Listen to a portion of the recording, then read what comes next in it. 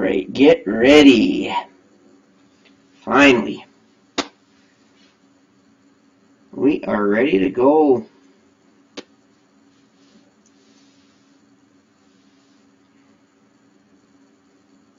Oh, I did one more thing I want to do. I want to make sure the sound's good.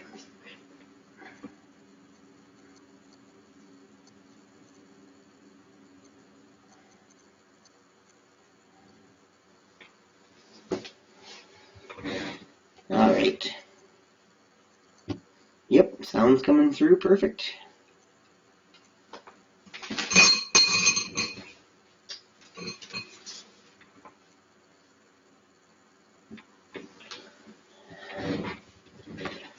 Alright, finally. Danimal Jobber here. And I am finally able to do work on my Cruiserweight coverage. Coverage of the Cruiserweight division. Because I'm looking forward to becoming the Duke of the Cruiserweights. After all that frazzle, we're finally able to begin. This is going to be my introduction to the Cruiserweight division for people that aren't totally familiar with it. Let's get a chance to get to know the concept, the show, the characters, that sort of thing, so that we can kick off my weekly coverage with a little bit of an introduction. So, all right, I had a little more of an intro plan, but kind of got thrown for a loop with the technical trouble at the beginning there. So first off, the Cruiserweight division is come on last year with the Cruiserweight Classic, which was 32 performers from all over the world performing in a tournament, and in the finals it came down to T.J. Perkins and Grand Metalik in the finals, and T.J. Perkins won that final match and became the first Cruiserweight champion, and since then they've been slowly coming on the main roster, became part of the Raw show, which was cool because there's a lot more time on Raw to give the Cruiserweights a match or two every night. And then they came up with the show 205 Live, which airs Tuesday after SmackDown all the time, SmackDown Live. And that is, I believe that was taped before or on the Raw show, but I think now it's taped on the SmackDown show. But either way, it airs right after SmackDown Live, and that's the major show where you really get to see the characters and get to see the storylines as they build. They get some time on most of the Raw pay-per-views, and sometimes they occasionally appear on SmackDown, and they every so often, fairly often actually, get a match on Main Event on Saturdays or the weekend, the WWE Undercard show. So, anyways, as always, I call my most of my work Jobbing Out with Danimal Jobber, and this is the Cruiserweight coverage. So this is not technically episode 1. Episode 1 will be covering the first segment of the actual coverage I'm going to be doing. In addition to the coverage, these videos I'm going to do every week, I'm also going to have power rankings or keep rankings. I'm going to have them up on my website, danimal.ca, so you can keep track of who's doing well. And of course, I'm going to be keeping track of wins and losses and that kind of stuff to help build that, to see. I know they say wins and losses don't count, but they give you a pretty good idea who the WWE is pushing and is trying to elevate. So it's a pretty good way to keep our rankings. And as well, I may even do some weekly ratings, but I'm not sure. That's the lower priority because I really wanted to get started on the video series because I like to talk about stuff, and this is something I'm actually enjoying, and I think the Cruiserweights don't get enough coverage or don't get enough people that are actually passionate about them, and so that's where I come in. So anyways, 205 Live on Tuesdays. Of course, they appear generally on Raw. They get a couple of matches most of the Raw shows, and there's lots of great, colorful characters, slowly building characters, storylines. It's had some challenges early on, the fact that not everybody has been excited about them. There's new characters. A lot of people had never heard of a lot of these people before. They got to get into them, build these stars up. But slowly they're doing it, and I'm hoping I can help a little bit to shed some light about what's cool and exciting about their their division, their wrestling styles, that sort of thing. And yeah, so let's kick this off with the characters. At least the main ones. Pretty much all of them. Occasionally they have some other ones that appear every now and again, but these are the main ones. First off, I'm going to cover the baby faces, the good guys. Probably the main one right now is Rich Swann, the 26-year-old from Baltimore, Maryland, actually. Sorry, and he comes out dancing to his high energy entrance to a song called "Around the World," which I prefer to think of as "Can you handle this? Ooh, ooh, can you handle this?" And that's always a good, fun energy song, getting the crowd into it. He's extremely athletic, does a lot of high flying springboard moves. He's agile, and he was the 3rd Cruiserweight champion after unseating the Brian Kendrick. So, yeah, and of course now he's not currently a Cruiserweight champion. Of course, it's Neville, the infamous. We'll get to that a little bit later on. His finisher, anyways, is the Phoenix Splash, which is a corkscrew 450-degree splash. And he's on most of the major matches, really in the center of the division. So, my favorite of the Cruiserweights, Jack Gallagher, the extraordinary gentleman. He's a 27-year-old British man from Manchester, England. Likes to be traditional, sophisticated British fellow with the biscuits and the tea and the Mary Poppins cane. Just a very colorful character. I think he's one of the more entertaining wrestlers I've seen in a long time. He performs his role quite well. Colorful and great on the mic. He does a lot of theatrics and tricks and funny things, kind of embarrasses people. And he has an amazing drop kick. Like, looking at the drop kick basically had me thinking back to the old 80s wrestlers, the baby faces I used to mark out to all the time, so when I was a young lad. So, yeah, he's just an exciting guy to watch. He's a little teasing call him Mary Poppins. Started out with a really good feud against Arya Daivari that allowed him to give that scoundrel a thrashing. And he did that very well and really got off to a good start. And he just actually recently on the last pay-per-view, the last one before WrestleMania actually, the Fastlane pay-per-view, he actually had a title match against the champion Neville. So, yeah, he's maybe the top babyface in terms of rankings, but him and Rich Swann are two huge, colorful characters at the top of the division.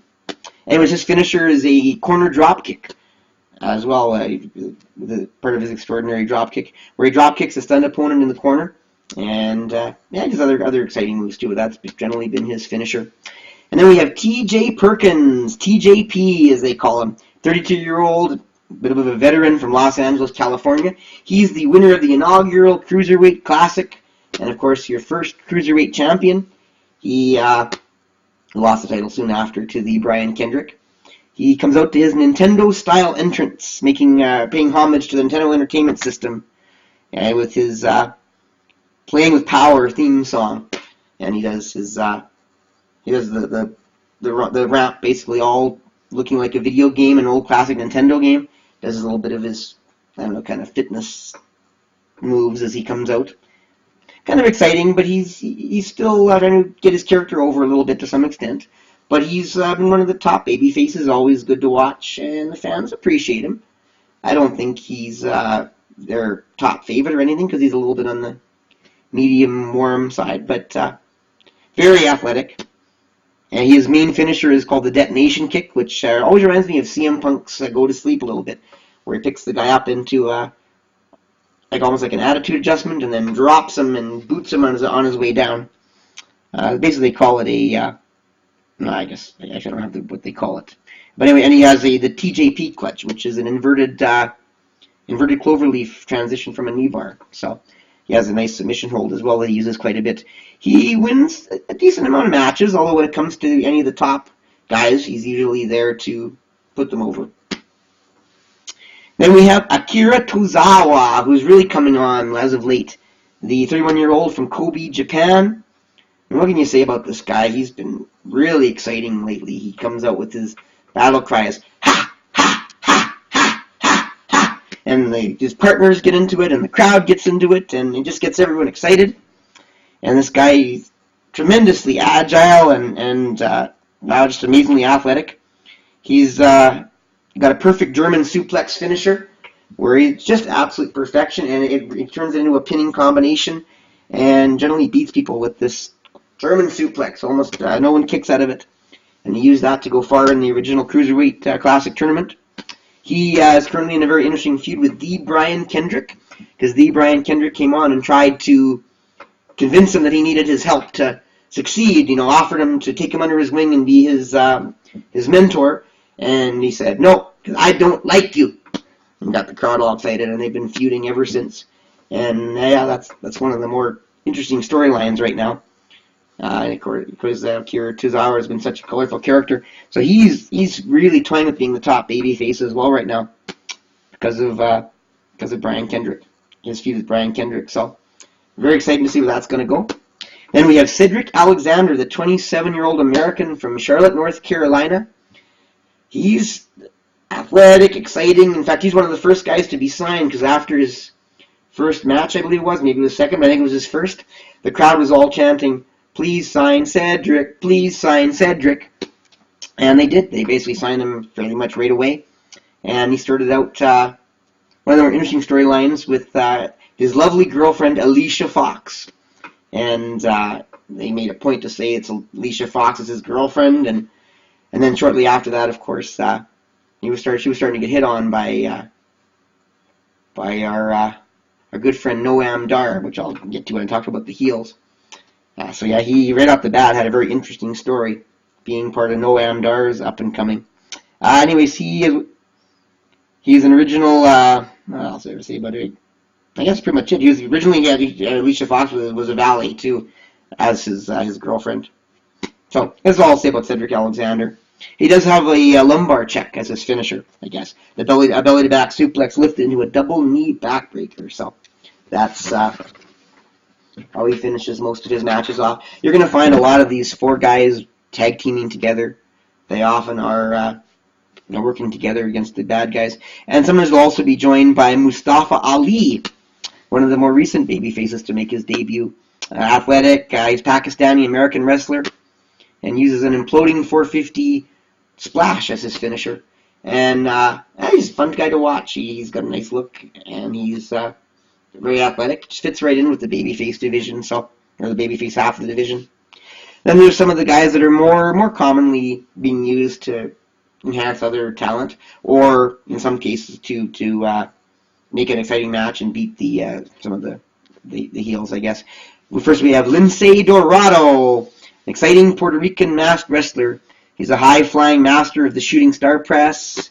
He doesn't win a lot of matches, unfortunately, but he's always colorful. The last time he came out, though, he kind of seemed like he was stripped down, wearing this it's like a horsey helmet with the fur on top, or the mane on top. And I thought he looked so tiny. I was really surprised at how small he looked. But he's very athletic, very much a lucha libre kind of style. Fun guy to watch, and every now and again he does win a match. So, and we have Gran Metalik, one of the original finalists in the tournament, 28-year-old Mexican luchador. He, of course, he lost to T.J. Perkins to set up T.J. Perkins' first title run. He has a lot of moves in the ring, but his most notable is the Metalik driver, which is essentially derivative of the Samoan driver. He kind of like an attitude adjustment, except he slams the guy between his legs, and then he holds onto his leg for a pin. Very exciting pin combination. Fun to watch. He does win every now and again. He's still fairly new wrestling regularly, so we're interested in seeing how he turns out to be. No major storyline with him, just a fun guy to watch. And I imagine sometimes he'll put over one of the top heels. Other times he might be just entertaining the fans and going over one of the more lower-end heels. So, and an honorable mention goes to veteran Tajiri, who makes an occasional appearance. And he's always close to my heart because of the fact he uses that green mist, which I use on my 2K17 and 2K16 too, as one of my main signatures. And of course, he's an old veteran of WWE. So and I guess I should also mention now, of course, we have to mention Austin Aries, who's just joined the Cruiserweights after being injured and being on the announce table for a while. So anyway, that's the baby faces of the division. Now we're going to talk about the bad guys, the heels, first, of course, and certainly not least at all is the old veteran from the NXT and WWE, Adrian Neville. Man, he's come on since his injury. He's just a monster heel. Just a mean old bugger with that look on his face that tells you he means business. Pretty darn good on the mic anyways. Making, I don't know, just being an antagonist every chance he gets. And of course he's super athletic. Needs no introduction because of his history before being the man that gravity forgot. And basically he's just torn up the Cruiserweight division on his monster heel run. That makes him such a monster. Such a top, almost unbeatable Cruiserweight champion. So yeah, and of course he's the British accent that has people saying, the Cruiserweight division. And of course he self-proclaims himself now as the king of the Cruiserweights. So that's kind of one of the top gimmicks going on right now. Then we have, another, he's been around since the beginning of the division, and of course he's an old WWE veteran from the past, the Brian Kendrick. What a mean old bugger antagonist. 37 years of age, turned to WWE to antagonize and tear apart the Cruiserweight division with his captain's hook finisher, or submission finisher, I should say. Vicious, but somewhat cowardly heel. He was the second Cruiserweight champion, the first guy to beat T.J. Perkins early on. And just basically every chance he gets, he's bad things to say, acting like he's the top wrestler in the division.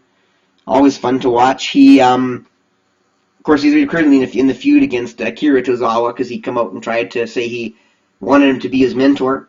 And, of course, Akira Tozawa had nothing of it. So, going to see lots of the Brian Kendrick. He's one of the bright spots of the division because of his just a really good heel personality. I think he always has been.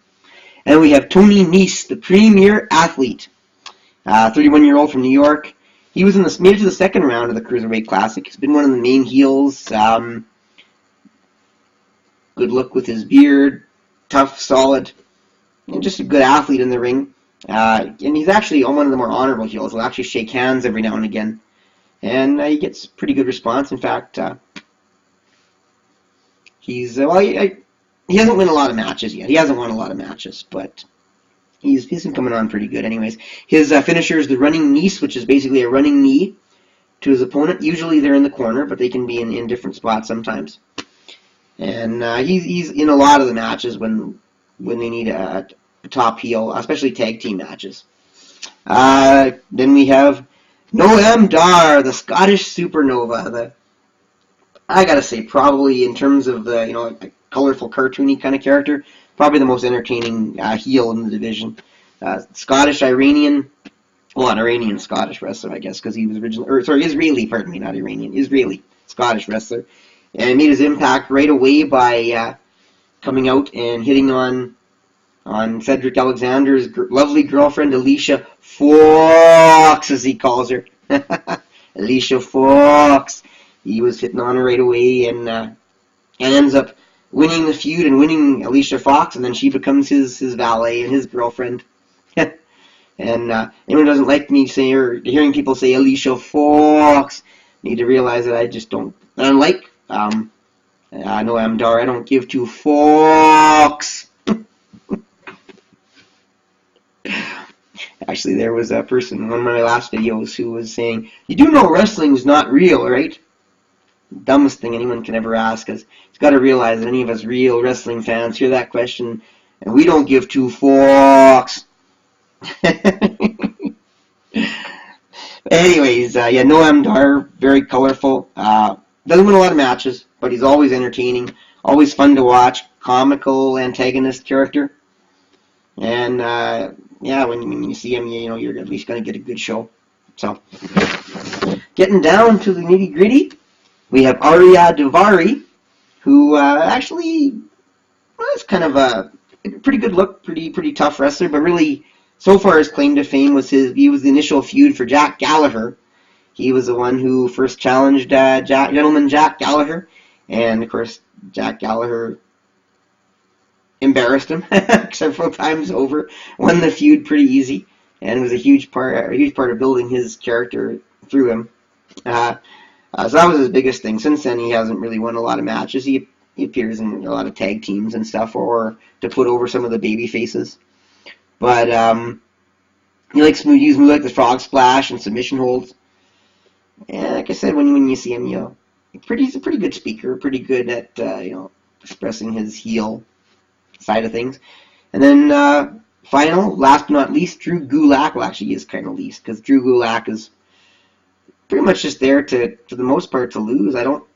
He's every now and again he gets a good shot in. And of course, he tag teams a lot. You'll see him tag team with Tony Nese every now and again, but nothing too extraordinary about him. He's has the nice shaven beard, and he looks like a bad guy, but he really doesn't do a lot. One of the last to be signed. They only got him signed in December, but he has bruising power, and like some of the other cruiserweights, he's a more punishing, bruising kind of style of wrestler. So nice change from some of the high flying flippity floppity flippity flues, as the person who made that crazy video about Roman Reigns recently puts it.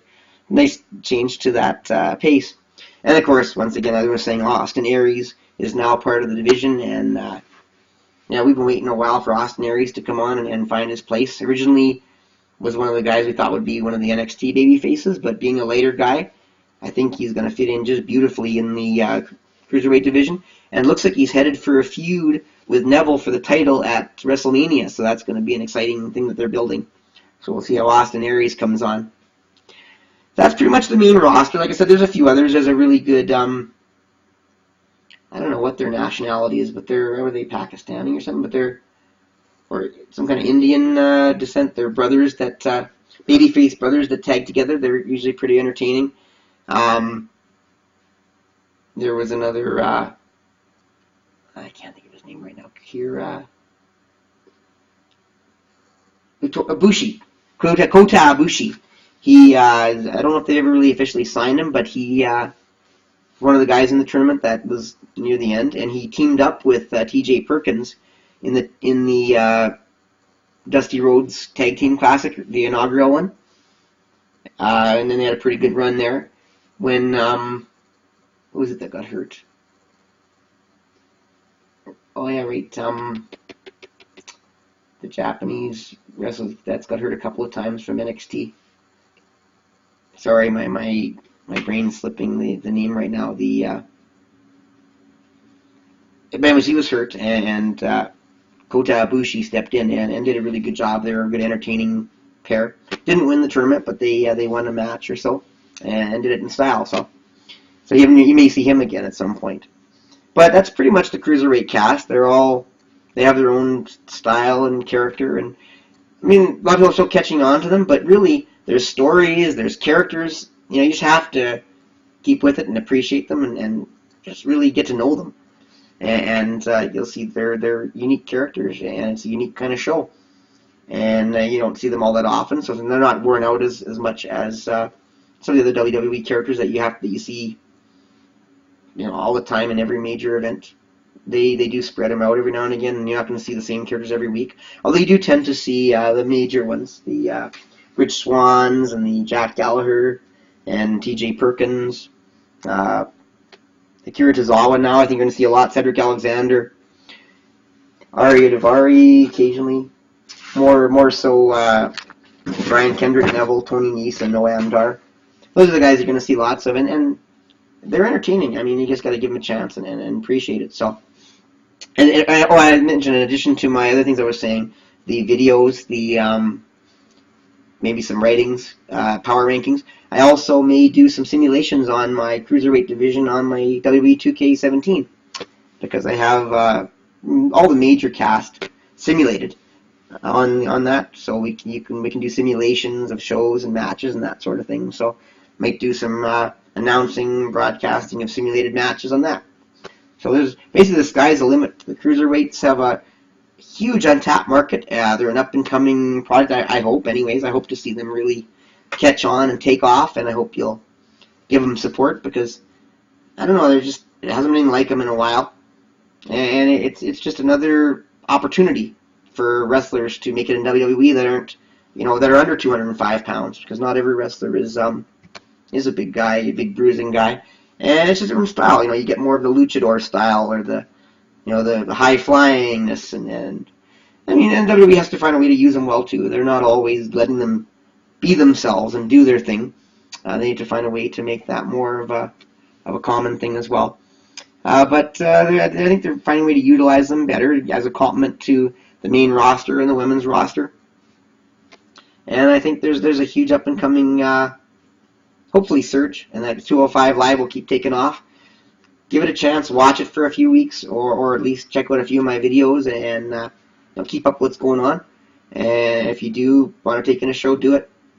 It's free on the WWE Network every week on Tuesday. WWE Network's only $11.99 in Canada per month.